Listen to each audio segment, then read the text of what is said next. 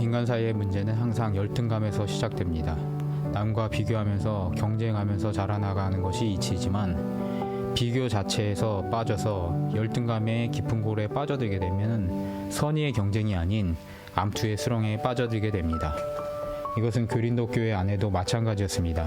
파당과 경쟁적인 지도자 주세위를 통하여서 일종의 열등감 줄다리기를 하고 있었던 것으로 보여집니다. 빌려주지도 않은 바울과 아볼로의 이름을 명의로 그 뒤에 줄을 쫙 서서 서로의 지도자들을 비방하고 그리스도의 몸된 지체와 형제들을 판단하면서요, 서로 열등하다고 지적하는 팽팽한 줄다리기가 고린도 교회 안에 펼쳐지고 있었던 것을 보게 됩니다.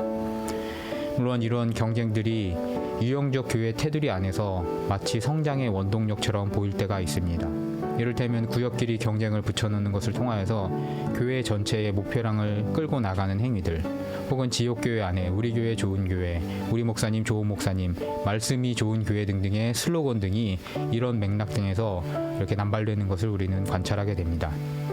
그런데 우리가 잊지 말아야 할 사실은 하나님은 일 맡은 자들에게 경쟁을 부추기지 않으신다라는 사실입니다. 사실상 모든 부요의 근원 되시는 하나님께서는요, 청지기들이 성과를 내건 못 내건 상관하지 않으십니다. 다만 그들에게 구하는 것은 맡은 바 충성이라고 그렇게 명령하신다라고 바울 선생님은 오늘 말씀을 통하여서 이야기하고 계신다라는 것입니다. 이것은 예수께서요, 청지기들의 비유를 통하여서도요, 그들이 이 재화를 보존하는 것 혹은 이문을 남기는 것을 칭찬하신 것이 아니라 이를 시도해보려고 노력한 것을 칭찬하시고 계시다라는 것입니다. 그리고 시도조차 해보지 않은 불의한 청지기들의 불충성을 지적하시는 그런 맥락에서 우리는 함께 이해해야 한다라는 것입니다. 심지어 불의한 청지기는요, 아무 일도 안 하고 가만히 있다가 주인의 조사가 들어오자 이자를 탕감해주는 꼼수를 쓰는데 그 주인이 심지어 이것조차도 일하려고 움직인 것이기 때문에 유효타로 처리해주는 것이 예수님 청지기 비유의 교훈이라는 것입니다. 우리가 하는 하나님의 사업은 인간적인 환호와 칭찬에 얽매여 좌지우지 되지 않는가 우리는 이 시간 돌아봐야 할 것입니다. 환호성이 더 높아지게 하려고 끊임없이 경쟁을 부추기고 경쟁에 유리한 고지를 선점하려고 승부를 걸고 있지는 않습니까?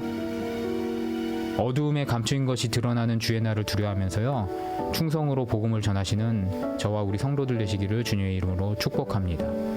두 번째로요, 충성이 아닌 경쟁으로 일하다 보면요, 자연적으로 과열 양상을 띠게 된다라는 것입니다.